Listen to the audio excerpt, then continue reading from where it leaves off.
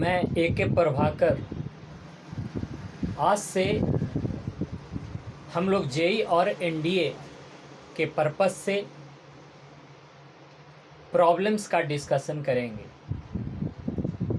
हम लोग आज लिमिट्स से स्टार्ट कर रहे हैं।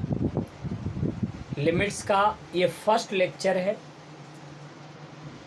और ये जो हम लोग प्रॉब्लम्स का डिस्कशन करेंगे इसमें जेई मेन का प्रॉब्लम्स, जेई एडवांस का प्रॉब्लम्स एंड साथ ही साथ जो और भी इम्पोर्टेंट क्वेश्चन जो अभी तक नहीं पूछा गया है, जो कंसेप्चुअल प्रॉब्लम्स है, हम उसका भी इस पूरे प्रोसेस में चैप्टर बाय चैप्टर हम लोग डिस्कशन करेंगे। हम लोग लिमिट्स का पहला सवाल जो जेई एडवांस 2011 में ये पूछा है, ये क्वेश्चन लिमिट से तो है ही, थोड़ा क्वाड्रेटिक का भी यूज है, थोड़ा ट्रिगोनोमेट्री का भी यूज है, क्योंकि जब जेई एडवांस में क्वेश्चन आता है तो वो मिक्स्ड चैप्टर से क्वेश्चन आता है। वो हर चैप्टर्स का हमको बेसिक नॉलेज होना चाहिए, तब हम जेई एडवांस का सवाल बना पाएंगे। हम सबसे पहले इसमें जो थ्योरी इन्वॉल्व है, हम पहले उस थ्योरी के बारे में थोड़ा डिस्कस कर देना चाहते हैं। तो इसमें हम सबसे पहली बात कि मान लेते हैं ये पॉइंट नंबर 1 में कि अगर ये लिमिट का सवाल है और लिमिट अगर x टेंड्स टू a है और ये fx है और ये पावर gx है, सपोज ये लिमिट है, हम ये मान के चलते कि ये जो लिमिट है ये 1 टू द पावर इन्फिनिटी, ये 1 टू द पावर इन्फिनिटी के इनडिटर्मिनेट फॉर्म में आता है, हम ये मान के चलते। तो 1 टू द पावर इन्फिनिटी का जो लिमिट्स होता है, जो 1 टू द पावर इन्फिनिटी के फॉर्म में आता है, उसको जब भी कैलकुलेट करना होगा तो हम ये प्रोसेस अप्लाई कर सकते हैं। ऐसे कि जो ये लिमिट लिखा हुआ है वो लिख देना और यहाँ पर ई देना, ई, और ई पे जो पावर देंगे वो पावर ये gx पहले लिख देंगे, ये gx, और इस gx के बाद प्रोडक्ट में ये जो बेस fx है उस fx में हम लोग घटा देंगे। कितना घटाएंगे? 1 सब्ट्रैक्ट कर देंगे।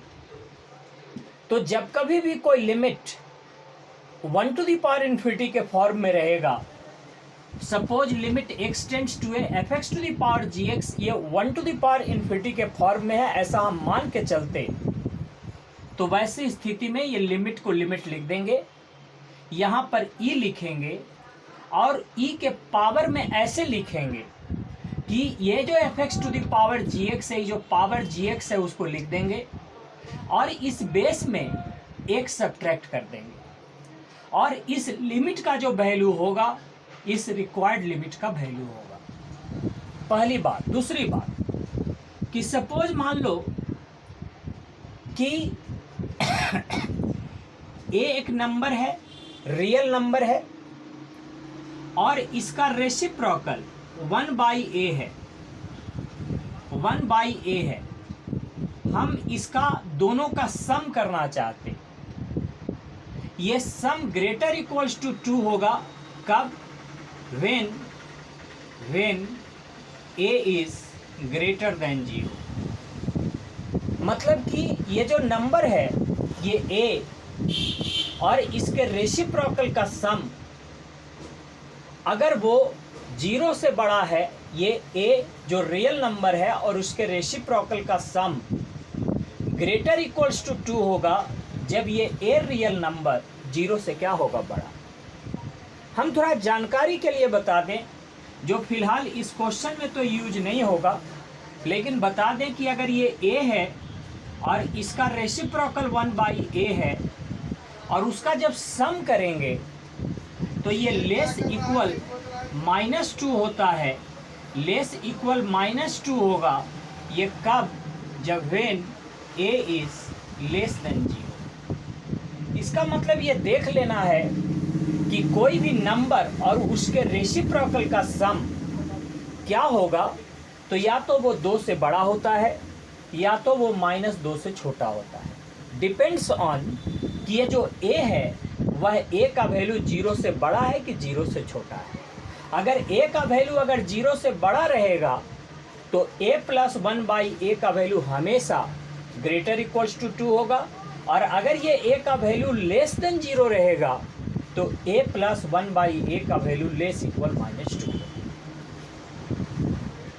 इतना के बाद हम लोग तीसरा एंड नेक्स्ट पॉइंट ये कि सपोज ये e है और e पर पावर ये log है, e पर पावर log है, और log में जो बेस e होता है वो e है, और ये आर्ग्यूमेंट हमारा जो है वो x है। तो कहता है कि इसका वैल्यू क्या होगा। ये याद रखना कि e पर पावर log हो, log में जो बेस है वो e है, मतलब ये e और ये e सेम हो, साथ ही साथ ये log का ये जो कोफिशिएंट है ये 1 हो, तो ये जो आर्ग्यूमेंट होता है x वही इसका वैल्यू होगा।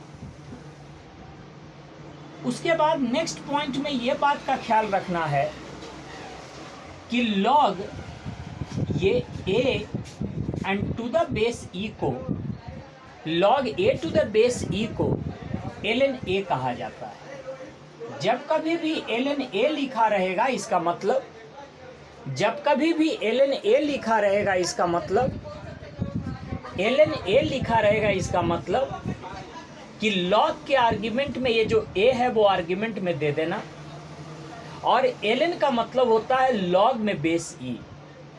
अगर हम इतने कंसेप्ट का यूज अगर करेंगे तो हम समझते हैं कि ये क्वेश्चन जरूर बन जाएगा। इतने कंसेप्ट। अब एक बात और बता दें कि नेक्स्ट पॉइंट में ये जो साइन स्क्वायर थीटा होता है, ये साइन स्क्वायर थीटा हमेशा साइन स्क्वायर थीटा का value greater equals to 0 and less equals to 1 होगा। यानी साइन स्क्वायर थीटा का जो वैल्यू होगा ये कभी भी ये 1 से ज़्यादा नहीं हो सकता, क्योंकि जैसा कि हम लोग जानते कि जो साइन थीटा होता है वो हमेशा -1 से 1 के बीच में होता है, और अगर उसका स्क्वायरिंग कर देंगे तो साइन स्क्वायर थीटा 0 से 1 के बीच में होता। इन अदर वर्ड्स कह सकते कि साइन स्क्वायर थीटा का जो मैक्सिमम वैल्यू होगा वो 1 होगा, और साइन स्क्वायर थीटा का जो मिनिमम वैल्यू होगा वो 0 होगा। अगर हम इतने कंसेप्ट को अगर हम अप्लाई करेंगे तो हम ये जेईई एडवांस 2011 का सवाल बहुत आसानी से बना सकते हैं।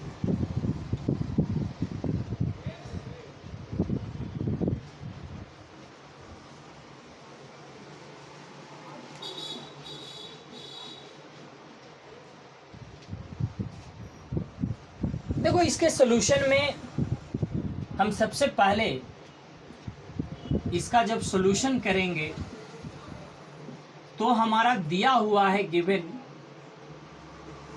ये दिया हुआ है लिमिट, ये x टेंड्स टू 0, और ये है 1 + x, ये ln है। ln का मतलब क्या होता है? log ln 1 + b²,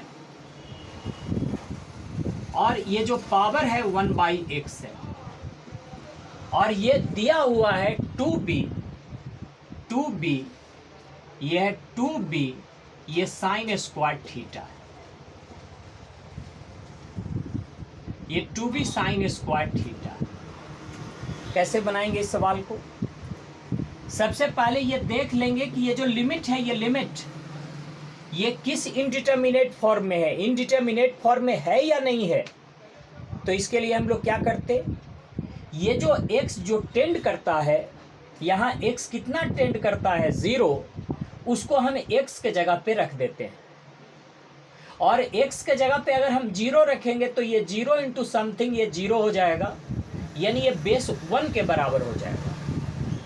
और ये x 0 टेंड करता है तो 1/0 ये इन्फिनिटी हो जाएगा। इसका मतलब ये limit 1 to the power infinity के इनडिटर्मिनेट फॉर्म में है। और जब ये limit 1 to the power infinity के इनडिटर्मिनेट फॉर्म में है तो अभी बताए थे कि ये जो लिमिट है वो लिमिट लिखना, ये x जो टेंड करता है वो लिखना, यहाँ पर e जरूर लिखना e, और जितना ऊपर में है 1/x वो लिखना, और ये जो बेस में जितना दिया हुआ है वह बेस लिखने के बाद ये ln ये 1 plus B square, 1 plus B square, इस बेस में 1 को सब्ट्रैक्ट कर देना। और ये कितने के बराबर है? तो ये एक्चुअली में जो है ये 2b ये साइन स्क्वायर थीटा के बराबर है। और अब हम लोग इस लिमिट को कैलकुलेट करेंगे तो यहाँ हो जाएगा लिमिट ये x टेंड्स टू 0 ये e, x टेंड्स टू 0 ये e, ये 1 और 1 क्या हो जाएगा? कैंसिल। एंड बाद में जब 1 कैंसिल करने के बाद ये x भी कैंसिल हो जाएगा। इसका मतलब है e है, ln है, और ये 1 प्लस बी स्क्वायर है। एंड क्लियरली ये कितने के बराबर है? तो ये 2b ये साइन स्क्वायर थीटा के ये बराबर है। अब हम लोग ये जो ln है उसका मतलब क्या होता है?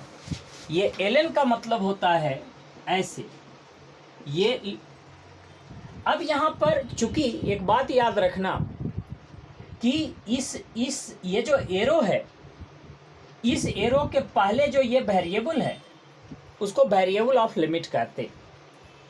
जब तक इस एक्सप्रेशन में ये वेरिएबल ऑफ लिमिट आएगा तब तक ये लिमिट लिखना, और जैसे ही ये वेरिएबल यहाँ नजर नहीं आएगा ये लिमिट लिखना बंद कर देना। ये ऑब्वियस बात है कि यहाँ पर हमको कहीं भी ये वेरिएबल नजर नहीं आ रहा है, इसलिए हम इसको लिखना बंद कर दिए। और वैसी स्थिति में हम लोग इसको क्या करेंगे? इवेलुएट करेंगे।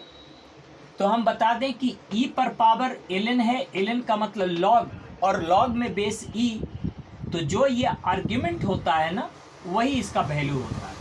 सो हम यहाँ पे कह सकते हैं ये 1 प्लस बी स्क्वायर ये कितने के बराबर है? तो ये 2b ये साइन स्क्वायर थीटा के बराबर है। अब हम लोग एक काम करते कि यहाँ के बाद ये b को यहाँ डिवाइड कर देते हैं, b को इसमें, तो b को जब इसमें डिवाइड करेंगे तो ये हो जाएगा 1/b, और b को जब इससे डिवाइड करेंगे तो ये हो जाएगा b, और ये बराबर क्या हो जाएगा? 2 साइन स्क्वायर थीटा। और हम लोग क्या जानते कि कोई भी नंबर और उसके रेसिप्रोकल का जो सम होता है वो क्या होता है? तो कोई नंबर और रेसिप्रोकल का सम, जैसा कि नोट में बताए थे, वो डिपेंड करता है कि ये जो b है वो क्या है। अगर b का वैल्यू पॉजिटिव है तो क्वेश्चन में दिया है b इज ग्रेटर देन 0, तो हम लोग जानते हैं कि ऐसे लिखना कि since b is greater than 0, and चूंकि b का वैल्यू 0 से बड़ा है इसलिए देयरफॉर यहाँ से कहेंगे कि b प्लस ये 1/b का जो वैल्यू होगा वह ग्रेटर देन 0 होगा। b प्लस 1/b का वैल्यू जो होगा वो ग्रेटर देन 0 होगा। अब ये b प्लस 1/b के जगह पे 2 साइन स्क्वायर थीटा लिख सकते। ये b प्लस 1/b का जो वैल्यू होगा वो ग्रेटर इक्वल्स टू क्या होगा? 2 होगा। कब? जब b का वैल्यू 0 से बड़ा होता है, जैसा कि हम नोट में बताए थे। अब ये b प्लस 1/b के जगह पे हम रख देंगे कितना? तो रख देंगे 2 साइन स्क्वायर थीटा। तो यहाँ लिखेंगे 2 साइन स्क्वायर थीटा, और ये ग्रेटर इक्वल्स टू क्या आ जाएगा? 2। ऑब्वियस बात है ये कैंसिल, 2 and 2। इसका मतलब है कि ये जो साइन स्क्वायर थीटा है, ये साइन स्क्वायर थीटा का वैल्यू ग्रेटर इक्वल्स टू क्या हो जाएगा? 1। हम पहले भी बताए कि साइन स्क्वायर थीटा 1 हो सकता है, लेकिन साइन स्क्वायर थीटा का वैल्यू 1 से ज़्यादा नहीं हो सकता है। इसलिए हम यहाँ से लिखेंगे कि ये जो साइन स्क्वायर थीटा है ये एक्चुअली में 1 होगा। और यहाँ पर जरूर लिख देना कि सिंस ये sine square theta and this sine square theta can't be greater than 1। और वैसी स्थिति में ये साइन स्क्वायर थीटा का वैल्यू 1 हो जाएगा। एंड यहाँ से ये साइन थीटा जो होगा वह प्लस माइनस 1 होगा।